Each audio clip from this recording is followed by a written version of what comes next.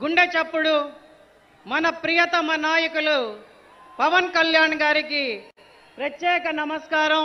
జయకేతనం సభ వేదిక మీద నుంచి, అలాగే వేదికను అలంకరించిన మిగిలిన పెద్దలందరికీ, వేదిక ముందున్న 2 రాష్ట్రాల జన సైనికులకి, వీర మహిళలకి ప్రత్యేక ధన్యవాదాలు.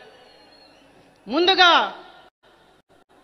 ఒక వీర మహిళగా నాకు అరుదైన అవకాశాన్ని, గౌరవాన్ని ఇచ్చి స్టేట్లోనే నెంబర్ 1 స్థానంలో నా పేరుని డిక్లేర్ చేసి, జనసేన వీర మహిళలంటేనే ఎంతో గౌరవాన్ని ఇస్తుందని ప్రూవ్ చేసి అఖండ మెజారిటీతో గెలిచేటట్టు వెన్నంటే ఉంటూ ఎన్నికల సమయంలో ఎంతో చేయూతనిచ్చిన మహానాయకుడు ఆయనకి మరొకసారి మీ అందరి తరఫున ధన్యవాదాలు తెలుపుకుంటున్నాను.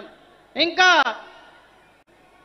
నెల్లిమర్ల నియోజకవర్గంలో జనసేన గెలవదు, ఆవిడ రాదు అని అందరూ అంటుంటే ప్రపంచ నలుమూలల నుంచి జన సైనికులందరూ స్పందించి గెలవాలి, గెలిచి తీరాలి అని నా వెంటే నడుస్తూ అందరూ వచ్చి తమ ఓటు హక్కుని వినియోగించుకున్నందుకు మీ అందరికీ సభా వేదిక మీదుగా ఇంకొకసారి ధన్యవాదాలు. ఇందాకలే సభా ప్రాంగణంలో శేఖరన్న అబ్బాయి కనిపించాడు. మాది నెల్లిమర్ల కాదమ్మా, కానీ మా వీధిలో 20 మంది ఉంటే వాళ్ళందరినీ బస్సు పెట్టి పంపించి మరీ మీకు ఓటు చేయించానని చెప్పాడు. అది జనసేన, అది మన పవర్. ఎన్నో అవమానాలు భరించాం, ఎన్నో అవహేళనల్ని భరించాం, అరెస్టులు, వ్యక్తిగత విమర్శలు, వీటన్నిటినీ పట్టించుకోలేదు. ప్రభుత్వ సంక్షేమ ఫలాలు మనకు అందనివ్వకుండా చేశారు. అయినా కూడా ఏ ఒక్క జన సైనికుడు కూడా అధైర్యపడలేదు. జనసేనాన్ని పిలిపే శిరోధార్యం అని పోరాటాలు చేశాం.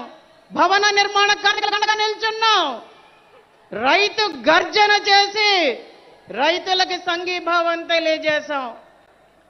గుడ్ మార్నింగ్ సీఎం సార్ అని గుంతల రోడ్లని సోషల్ మీడియా వేదికగా ప్రపంచానికి తెలియజెప్పాం. ఎన్నో కార్యక్రమాలు చేశాం, ఎన్నో పోరాటాలు చేశాం, ప్రజల కోసం నిలబడ్డాం. ప్రజల కోసమే జనసేన పార్టీ అని ప్రజలందరికీ తెలియజేశాం. ఈరోజు ఈ విజయం, ఈ సభ, ఈ వేదిక, ఈ జనసంద్రం, ఇదంతా కూడా మన కష్టం, మన జనసేనానిచ్చిన పిలుపు. ఒక్కసారి అందరం గుర్తు తెచ్చుకుందామా? Hello AP, hello AP. నాకు చాలా ఇష్టం. ఇందాక చూపించారు, వైసీపీని రానివ్వను, అధపాతాళానికి తొక్కుతాను. ఆయన మళ్ళీ ఈరోజు ఆ డైలాగ్ మనందరికీ వేదికగా చెప్పాలని జనసేనాని కోరుకుంటున్నాను. ఇప్పుడు మన కర్తవ్యం, బాధ్యత పెరిగాయి. నవశక నిర్మాణానికి మనం కష్టపడి పనిచేయాలి. మనం పోరాటం ఆపడానికి వీల్లేదు. స్వర్ణాంధ్రప్రదేశ్ నిర్మాణానికి చేతులు కలిపి ముందుకు వెళ్ళాలి. ప్రతి ఒక్కరిని పార్టీలోకి ఆహ్వానించాలి. అందరం కలిసి అన్నదమ్ములుగా ముందుకెళ్ళాలి.